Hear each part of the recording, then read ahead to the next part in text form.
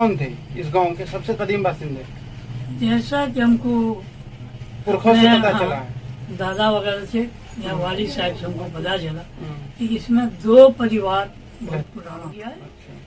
तो जैसे आप बोले कि पुराना एक बागीचा था, तो फिर मतलब क्या हो उस बागीचा? मस्जिद यहाँ पर है अभी, ये मस्जिद बहुत ही पुरानी दिखती है, तो ये कब की बनी हुई है आपको? ये जो नक्शा है इसे देखकर मालूम होता है कि ये किसी पुराने दौर की मस्जिद है या फिर मुगलों ने ये मस्जिद बनाई थी किसी जमाने में। नमाज पढ़ाने? अच्छा, वो जो फारसी पढ़ाने आते थे वो गैर मुस्लिम भी फारसी पढ़ते होंगे नहीं, शायद तब। मुसलमान।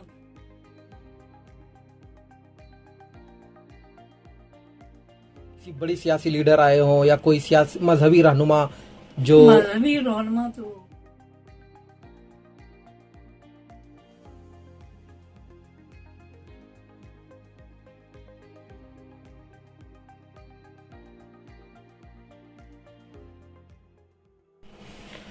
अस्सलामुअलैकुम नाजरीन, आपका ढहुआ न्यूज़ चैनल में खैर मकदम है।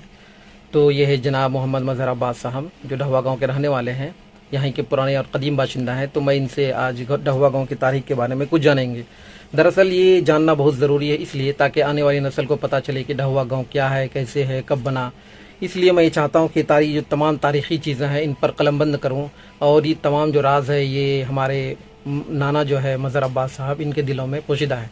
तो मैं चाहता हूँ कि तमाम चीज़ों को महफूज कर लूँ।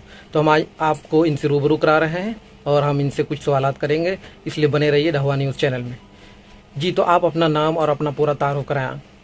मेरा नाम मोहम्मद अब्बास अली अंसारी है। मेरे वाली साहब का नाम हाजी मोहम्मद मजहर हुसैन है। मैं नन मिट्टी को हूँ। कारोबार का पेशे के लिहाज से मैं बुनकर हूँ। उम्र हमारी लगभग 75-80 के हो रहा है। अच्छा, गालिबन। आप दादा जो यहाँ पर आए हैं, आपके जो पुरखे यहाँ पर आई, वो सबसे पहले कौन पुरखे जो आई, वो क्या नाम था उनका और कितने पुश्त पहले आए? 4 पुश्त पहले हुआ है। अच्छा। जो यहाँ हमारा कदीमी बाशिंदा हमारे यानी कि पुराने लोगों का वो मुंगेर था। अच्छा। ये लोग मुंगेर से पलायन करके मुहर्रम में कुछ इनफरादी तौर पर या इज्तिमाई तौर पर कुछ हुआ होगा, तो वहाँ से भाग के लोग चला आया। तो सबसे पहले ये आया कदमा। कदमा, कदमा जो धुरैया के पास है। धुरैया के पास है। तो वहीं पर आके रुका। वहाँ से 2 भाई ये लोग आया था। अच्छा। एक का नाम तो मक्खर मियाँ है। मक्खर मियाँ। मक्खर मियाँ। दूसरे का नाम तो हमको मालूम नहीं है। अच्छा। कि क्या है। अच्छा। क्योंकि मैं चौथा पीढ़ी में पढ़ता हूँ। अच्छा, आप मतलब उस वंशज के चौथे पीढ़ी में से? चौथे पीढ़ी में से हैं, इसलिए उसका तो नाम नहीं बता सकते, लेकिन हम अपने परदादा का मक्खर मियाँ से कम नाम बता सकते हैं। आपके परदादा जो हुए वो मक्खर मियाँ? मक्खर मियाँ हुए। वो पहले वहाँ कदमा में दोनों भाई रुका। वहाँ से फिर कुछ दिनों के बाद ये पलायन कर दिया। अच्छा। पलायन करके ये चला आया बैदाचर। बैदाचर। जी हाँ। और ढहुआ हम अपने व्यूअर्स को बता दें कि ढहुआ पंचायत में ही एक गांव है नदी के उस पार में, बैदाचर। बैदाचर। वहाँ कुछ दिन रहा। उसके बाद वहाँ भी इनको तबीयत ठीक नहीं लगा। वहाँ से चला आया ढहुआ। अच्छा। ढहुआ में जो आया, जिस जगह अभी हम लोग मुकीम है, अच्छा। ये करीब रखिए कि ये बगीचा था। अच्छा। अच्छा, मतलब अभी हाल में जो वर्तमान में जहाँ पर आपका घर है वहाँ पर एक बागीचा हुआ हाँ, करता था? पूरे ढहुआ जो है उस वक्त बगीचा था। अच्छा, पूरा ढहुआ ही एक बागीचा था? बगीचा था। अच्छा। अच्छा। बहुत ही 56 बस्ती का यहाँ पर मुहर्रम में प्रणाम करने के लिए कैदी आया करता था। काजी कैदी। अच्छा। अच्छा। जो रात में वो उधर से जो वापिस होता था, उन लोगों का पड़ाव इसी बगीचा में होता था। अच्छा। अच्छा, जहाँ यानी यहाँ पर एक बहुत पुराना बागीचा था? बगीचा था। और हमारे जो बगल में जो कैरी बस्ती है, एक गांव है, वहाँ पर 56 लोग पहलाम यानी मुहर्रम जो करने आते थे, तो वो जब वापस 56 बस्ती का, तो वो वापस जब जाते थे तो वो इसी बागीचे में रात में पड़ा डालते थे। फिर अगले दिन वो यहाँ से अपने अपने गाँव चले जाते थे। अच्छा। और तो हम मतलब अपने व्यूअर्स को ये भी बताना चाहेंगे कि इस ढहुआ गांव का जो सबसे बड़ा पहले नींव जो पड़ा, तो उनमें से जो सबसे कदीम बासिंदे थे वो यहाँ पर कौन थे? इस गांव के सबसे कदीम बासिंदे? जैसा कि हमको पुरखों से पता चला है। दादा वगैरह से या वाली साहब से हमको पता चला कि इसमें 2 परिवार बहुत पुराना था। अच्छा अच्छा एक परिवार गोनर मियाँ, उसका वालिद का नाम खैरात अली या सरतली था, घोनर मियाँ पिता खैरात अली या या वालिद सरसल। सरसल अली। अच्छा दूसरा जो है सो यह मुंशी जी का पर्दा था उस समय, अच्छा नेहरू मियाँ, अच्छा उसका वालिद का नाम जो भी रहे, अच्छा दादा का नाम वो था। बाकी जितने भी हम लोग आए हुए हैं ये सभी हम लोग बाहर के हैं। अच्छा अच्छा जैसे आपका परिवार है जो अभी जरूरी ले रहे हैं, जी जी आप लोगों का कदीमी बासिंदा जी बांका के पास मुर्गी जी पड़ता है, जी जी। वहाँ से आप लोग आए हैं। अच्छा हम लोग मुंगेर से आए हैं, हम्म, लेकिन आए हैं बहुत पहले। अच्छा अच्छा उस वक्त इतना आबादी यहाँ का नहीं था, 2-4-5 अच्छा गालबन होगा। अच्छा लेकिन धीरे धीरे धीरे धीरे जब हम दोनों परिवार आ गए तो और भी आना शुरू हो गया। और अभी बस ये नजीक माशाल्लाह बहुत हो गया, बहुत बड़ा हो गया है। अच्छा। तो जैसे आप बोले कि पुराना एक बागीचा था, तो फिर मतलब क्या हुआ उस बागीचा को फिर धीरे धीरे? धीरे धीरे वो बाशिंदा होना शुरू हो गया। हाँ, अच्छा अच्छा अच्छा लोग बसते गए हाँ, और लोग फिर बसते गए, बागीचा खत्म हो बागीचा गया। खत्म हो गया। ये करीब करीब 400-500 साल पहले की बात है। अच्छा। ये जो बातें हैं जो मुहर्रम की बात कर रहे थे अब हमारे दादा की 56 बस्ती की जो आते थे, वो ये लगभग आज से 500 साल पहले की बातें हैं, आज की नहीं है। आप सोच सकते हैं कि ये डहुआ गांव कितनी पुरानी है, बहुत ही कदीम गांव है यहाँ पर। तो और आइए हम आगे जानते हैं इस गांव के बारे में। और ये बताइए दादा कि ये जो मस्जिद यहाँ पर है अभी, ये मस्जिद बहुत ही पुरानी दिखती है, तो ये कब की बनी हुई है? आप यानी मस्जिद की कुछ तारीख बताइए, कब बनी, कैसे बनी ये और किन मस्जिद लोगों का जो है, योगदान रहा? जब वो लोग हमारे परदादा मक्खर मियाँ जब यहाँ आया, बैदा चक से जब डहुआ आया वो लोग, तो उसने देखा कि यहाँ हम लोग तो शुरू से ही खड्डी का काम करते हैं, हैंडलूम, कपड़ा ढीला के वो मेंबर जो है उसी पर खींचता था। लेकिन ये शहर का रहने वाला था, इसको मालूम, ये देखा जब इसने गौर से तो लगा इसको कि नहीं, यह कदीमी मस्जिद था जो इसका मेंबर है, और उसी पर अनजान बन के ये लोग कपड़ा खींचता था। जी, मुझे असल यही पूछना था हाँ। कि मस्जिद के आगे का जो नक्शा है, इसे देखकर मालूम होता है कि ये किसी पुराने दौर की मस्जिद है या फिर मुगलों ने ये मस्जिद बनाई थी नहीं। किसी जमाने में। क्या ये सही है? हाँ, ये सही है। उस वक्त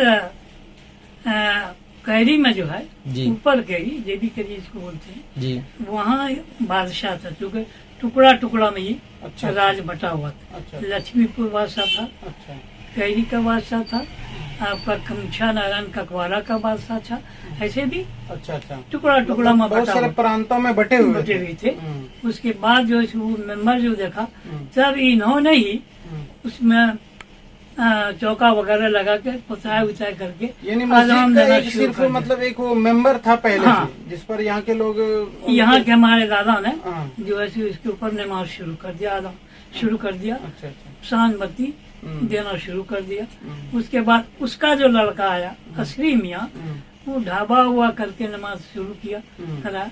फिर इसको तामीर कराना उन्होंने शुरू किया। बस्ती में थोड़ा कुछ रौनक आई, चहल पहल रौनक आई। आया, चहल पहल आया, आदमी में खुशी आया।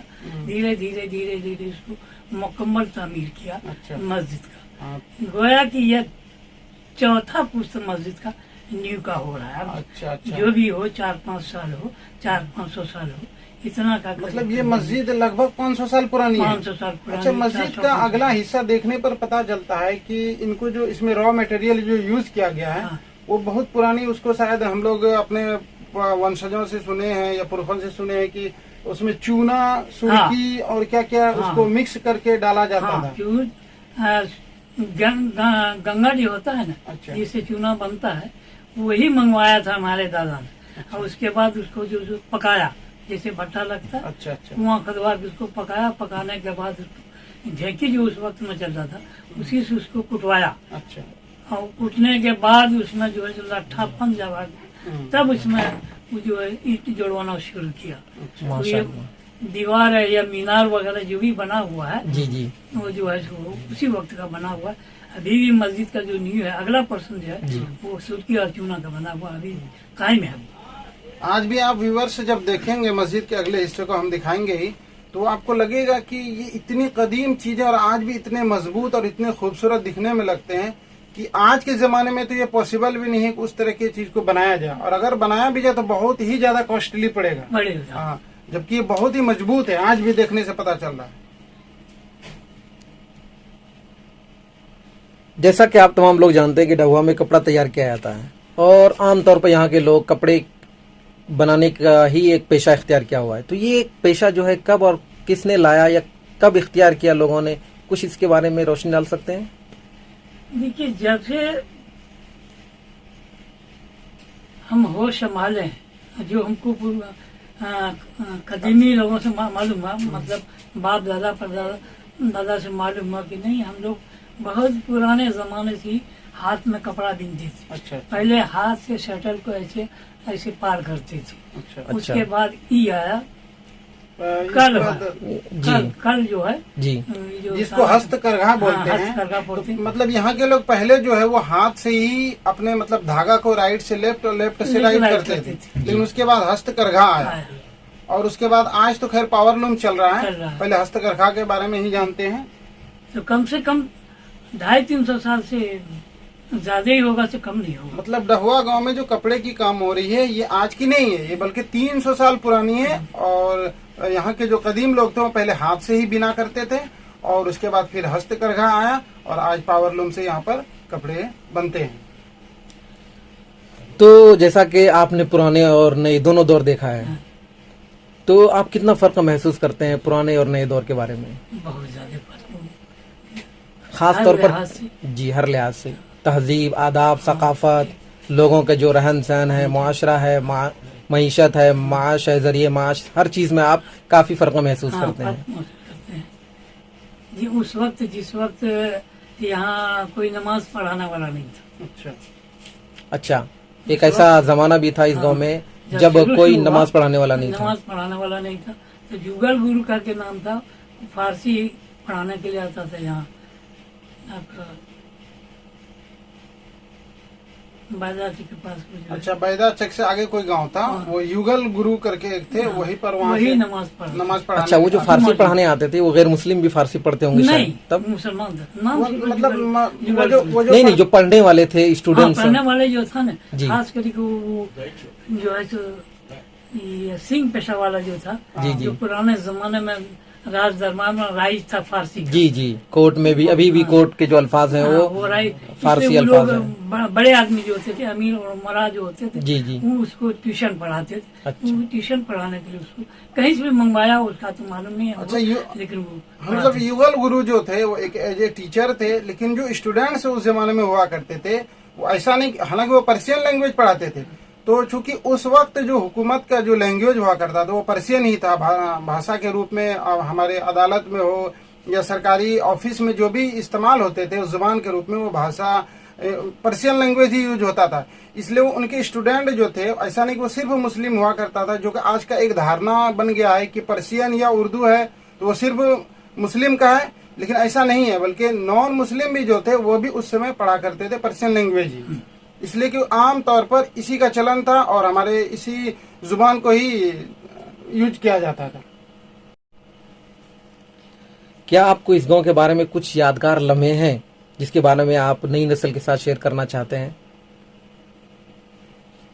कुछ ऐसा वाकया कभी हुआ था, अच्छा वाकया या खुशगवार वाकया, कि गांव वाले सारे शरीक होकर उस खुशी में शरीक हुए?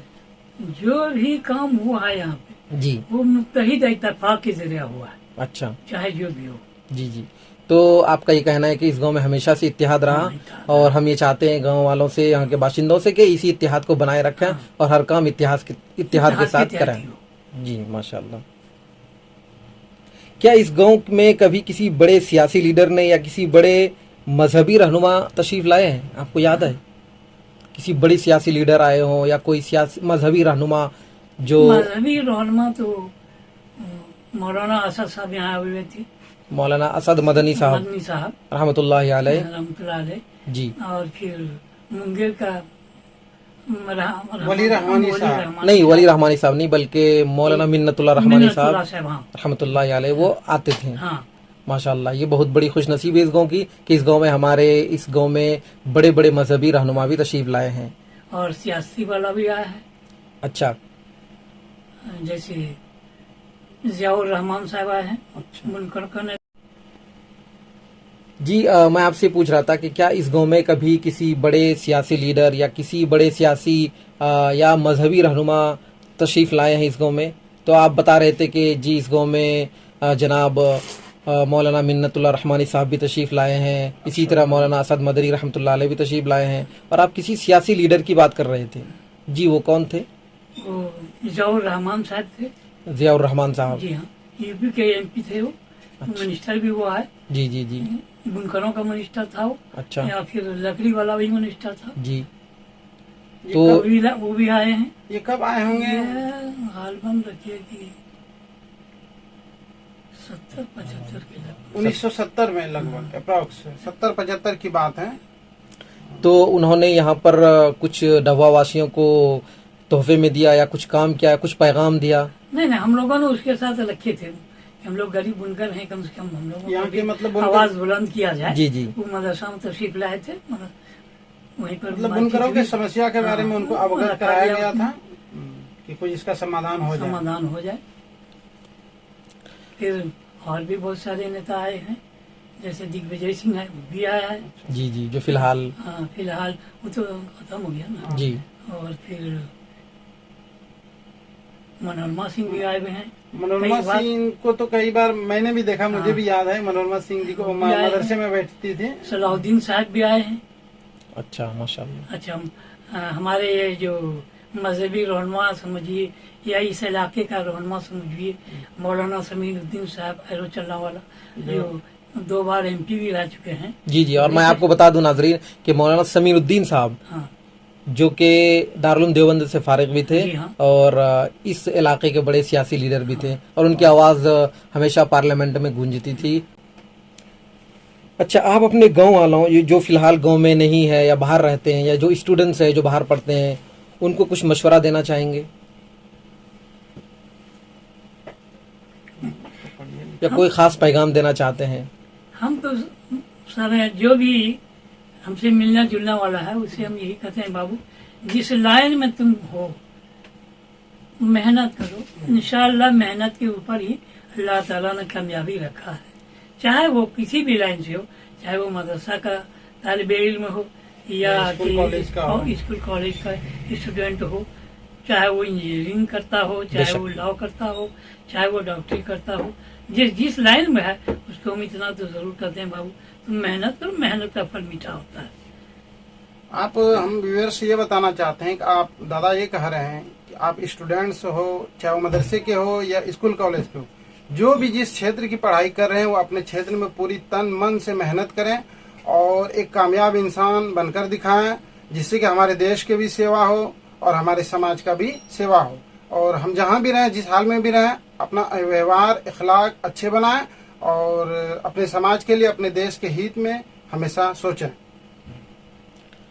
तो नाजरीन, आपका बहुत बहुत शुक्रिया, और आपका भी बहुत बहुत शुक्रिया नाना जी, क्या आपने अपना कीमती वक्त देकर हमें और नाजरीन को गांव की तारीख से रोशनाश कराया। जज़ाकल्लाह।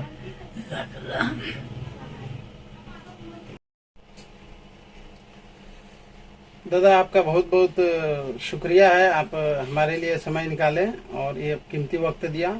और हम अपने कोई बात नहीं बेटा, हम तो अब बुरा हो गए। असल में मेरा मकसद था कि आने वाले जो भी हमारे मुस्तकबिल में जो भी ये आ रहे हैं जनरेशन, उनको अपने गांव के बारे में कुछ पता हो, और हम अपने व्यूअर्स को बताएंगे कि बहुत बहुत शुक्रिया आपका। आप बड़ी अच्छी हमारे बात है चैनल कि को आपने आइए, दिया। सब्सक्राइब करें ढहुआ न्यूज चैनल को, और इस तरह के लेटेस्ट अपडेट पाने के लिए बेल आइकन को भी दबाएं।